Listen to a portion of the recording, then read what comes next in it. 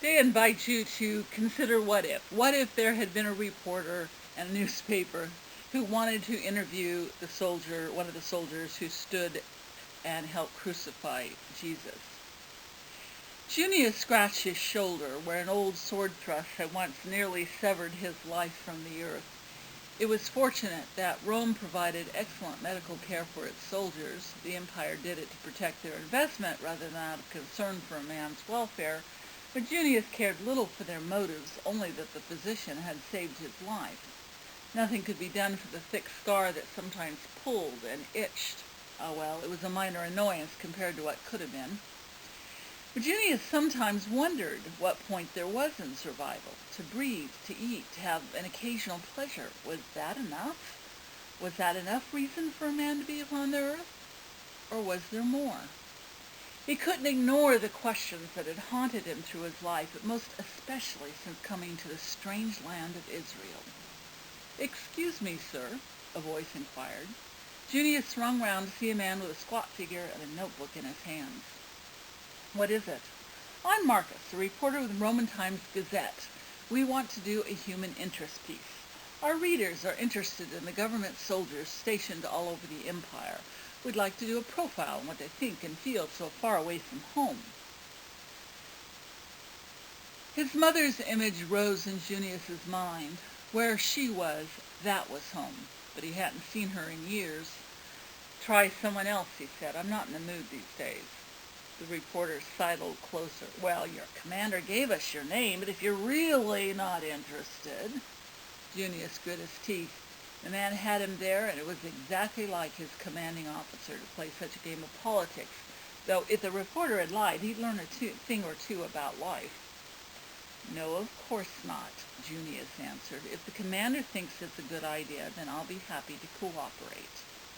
"That's fine," Marcus told him. "Now, were you born in Rome, or perhaps you're from one of the provinces? And tell me about your parents." "I was born and grew up near Rome. My mother still lives there. I don't get to see her as often as I would like. My father was a soldier. He died in battle when I was young." "Oh, you must be proud." Proud? Junius barely remembered his father, though his mother raised him on the stories. "My father was a man of honor, and I admire him for that." Then the reporter asked if his father was the reason he'd become a soldier. Well, what could he say? His mother raised him, always with the intention that he'd join the army. For a family plunged into poverty by his father's loss, it was the only route out of desperation. A man could gain wealth, even citizenship, through military service. But Junius had a feeling the commander might prefer him to make a different kind of answer. "I always wanted to be like my father. Besides, there aren't many professions open to a man like me, except soldiering." Marcus nodded. "I'm told you have an excellent record. Centurions are responsible officers, or they'd be booted. How do you feel being assigned to Palestine?" "It's a strange land." "How do you mean? Don't you know?" "Well," Marcus said, "I know these Israelites are odd in the extreme, but I've only been in Israel for a short time. Besides, we're interested in your impressions." Junius shrugged. "The people of Israel call this their promised land. I don't know why they love it so much. I've been to many parts of the empire, and there are far more beautiful places than this. Still, I suppose we always love our native soil." The reporter snorted. "Some of them have never been here, and still talk as if it was the pinnacle of existence." "That's true.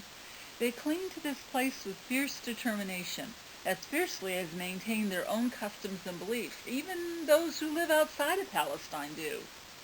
We've done a number of pieces on them. They have odd ideas about what they should eat and where they can work and when and, oh, well, of course they circumcise." Junius swallowed with distaste. While he saw many things to admire in the Israelites, he couldn't fathom their desire to practically mutilate themselves. Years ago, he'd formed an odd friendship with one, a man who'd done things to disguise his circumcision during sporting events. Apparently there were others who'd done the same thing, but Matthew had grown uncomfortable with his decision. His circumcision had happened when he was but an infant, but he'd said it was a sign of the promises between his people and their God.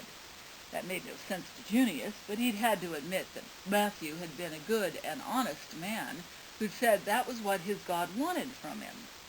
It had made no sense, yet he'd thought of it many times since then, and since learning about this strange God after coming to Israel. Strange as it sounded, this God of theirs had honor. Marcus flipped a page of his notebook and looked up. Your duties include supervising crucifixions, don't they? Yes, he answered cautiously. How do you feel about that? How to answer. Crucifixions were a fact of life, and some men relished the opportunity. They could gamble for any clothing or goods the condemned might have. There was always the possibility of an uprising, but relatively few happened once a man was sentenced to die. It's a cruel death, Junius surprised himself by saying. Of course it was cruel, because Rome wanted it that way, but a soldier wasn't supposed to question that. I've already interviewed one of your fellow soldiers, Marcus said. He seemed rather amused by your attitude about crucifixion. It seemed to think it was a sign of weakness on your part. You mean he called me a coward or something similar? Well, bluntly, yes. When Junius had been little, he'd rescued birds and other animals, trying to mend their injuries. Other boys had called him a coward then also, saying he was weak to have pity. For a time he'd tried to cultivate a harder surface. But there were different kinds of courage. I'm ready, he answered, to face a man in battle, sword raised. And if it's my lot to die in that way, then I have done my duty and I will be satisfied. But to simply kill a man when my own life is not challenged, well, there is something about that I don't like. Are you forgetting the crucified a criminal is not worthy of a fair fight? Not all of them. There was the one today. He wasn't a criminal. Marcus made a face. Well, I don't know about that. Not if it's the man I've heard about. Jesus from that little village in Galilee, Nazareth, I think. Junius nodded. Wasn't the charge against him that he was king of the Jews? That's treason, isn't it? We have no king but Caesar. I heard Pilate say the man was innocent. I suspect he was condemned to keep peace. Junius knew that the distinction was small, barely worth noticing from a Roman point of view. Any man who caused a disturbance was, in most Roman opinions, a man too dangerous to continue living. Marcus said, do you have any trouble when that Jesus fellow was crucified? No, though we were ready. You never know when there might be some kind of uprising around here, especially at their festivals. They are a highly excitable people, and unusually resistant to Roman civilization. You know there are some sections of Jerusalem that we soldiers do not dare go alone. What do you think makes them the way they are? Their religion, Junius answered promptly. He knew that every people had their own customs, but the Israelites were so strange. Imagine worshiping only one God. In some ways that seemed hardly civilized. You've been in Israel for a while now, and I'm told you know quite a bit about the people. Junius answered carefully. I'm usually stationed near Bethlehem, and I've gotten to know the people. I have to admit, there's something appealing about their faith. They may neglect the other gods, but they're passionately devoted to the one. Marcus nodded speculatively. That's an interesting comment. I think our readers will think you've gone balmy in this backward country. I can read the letters to the editor now, telling us that the sooner you're reassigned, the better. At times, Junius wondered the same thing. If he left Israel, perhaps he would find himself less moved by the odd faith of these Israelites. At other times, he knew that it would continue to haunt him for the rest of his life. Have you ever considered, Junius asked, what strange but honorable God speaks of justice, honesty, and duty? Hey, Marcus protested, I'm the one who's supposed to be asking the questions. I will say that I don't know that much about this Yahweh, But they seem to think mercy, love, and compassion are also ordered by their flea-ridden God. I know that's not politically correct. The Israelites get away with a lot since they're valuable to the empire, but if they aren't careful, they'll lose it all, and what good will all that love and forgiveness get them? Yes, Junius agreed, they seem like odd virtues, but I can't help thinking about it. Well, maybe I have gone strange in the head. The oddest things keep bothering me. What kind of world would it be like that practiced such values? Marcus snorted again.